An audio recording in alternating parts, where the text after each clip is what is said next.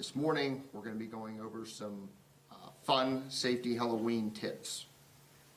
First and foremost, I would like to say, obviously, at Halloween time, kids are going to be out trick-or-treating. We're thinking, probably between 5:30 to 7:30, 6 to 8 in the evening. Those times it's probably going to be getting dark. So some basic safety tips we'd like to put out to the public. First and foremost, we want parents to go with their children. Make sure they're attending their children. Make sure that the parents, make sure that the children, make sure that they are wearing something reflective, something very bright colors. Along with that, make sure that whenever they're walking, they are staying on the sidewalks. If indeed that they do have to cross the street, make sure if they do see a car, make sure that the car is completely stopped, and make sure that the parent is out actually walking across the street with the child and there's no child that is left behind.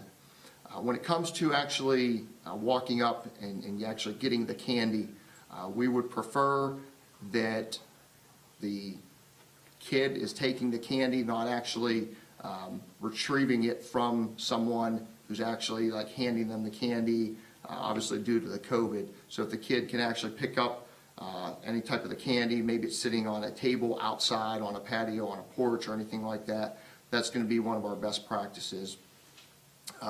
Along with the candy, once the kids actually get the candy, another security measure is to make sure that the kids are actually not eating the candy while they're actually trick-or-treating. Make sure that when they get home that the parents are going to inspect the candy, make sure there's no type of foreign objects in there before the kids would actually go and eat the candy. As far as people driving out on the street, obviously there's going to be a lot of people out, a lot of kids out, and sometimes kids, they're going to be excited, get a little anxious, to always assume that just like a pedestrian crossing the street, that if you're driving, just assume that the people that they are crossing the street, that they actually don't see you. To make sure, even if it's a speed limit of 25 or 35 miles per hour, that maybe you're actually going a little bit slower than that, especially during these hours on Sunday. What questions do you have for me? I know last year was probably a little lighter because it was missed of 2020. Do you expect more people out this year, and maybe the excitement people forget some of these rules? Right, yeah, definitely. I think that's pretty fair to say that last year with the pandemic, obviously a lot less kids and adults out trick-or-treating. We probably didn't see a whole lot of that last year.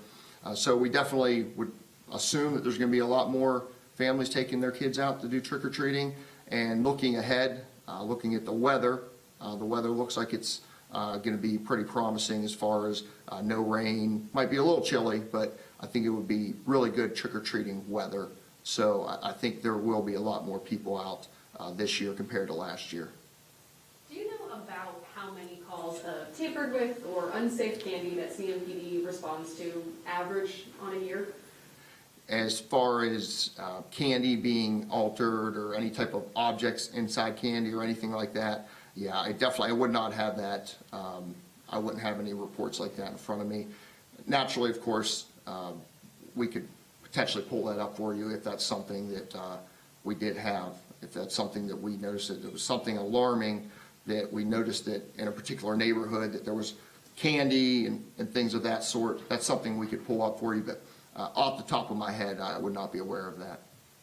We've been following a lot of teenagers and violence in the last couple of weeks in schools, especially coming to Halloween weekend. There might be more parties, there might be more things going on when it comes to teenagers. Is that something that CMPD is preparing for? And I guess, outside of trick-or-treating, how does that come into play? Sure. I think, naturally, any holiday, any event going on across the city, that the police department, we will be well prepared.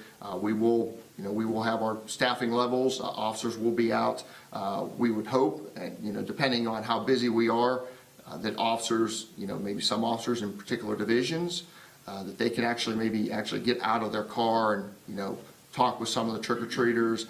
We have a lot of swag that we can hand out to the kids as well, and we would definitely encourage the officers to get out with the kids and try to join them with trick-or-treating.